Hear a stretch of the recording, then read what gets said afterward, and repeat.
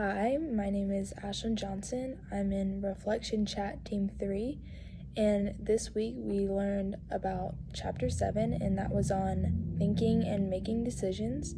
So our main focus for this video will be on functional fixedness. So functional fixedness is a form of a mental set, and it's when you're faced with adversity or a problem and you're unable to think outside of the box to solve it. So one example how I overcame functional fixedness was at practice. I play soccer, and one day I had forgotten my shin guard sleeves, which, if you don't know what that is, they're just basically socks that help keep your shin guards in place when you're practicing and moving around. It keeps them in one spot so your shins are protected.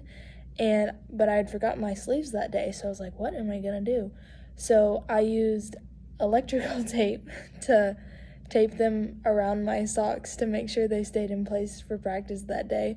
But it worked, so that was a good temporary fix at the time.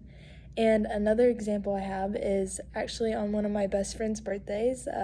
If you know me, you know I love to bake, so I always either bake cakes or cookies or pies, whatever that friend wants for their birthday. But this friend in particular, Mallory, she's lactose intolerant, so I had to find a substitute for the yogurt that was in the recipe for the cake I was going to bake her instead. So instead of yogurt, I used applesauce, and it still turned out pretty well, and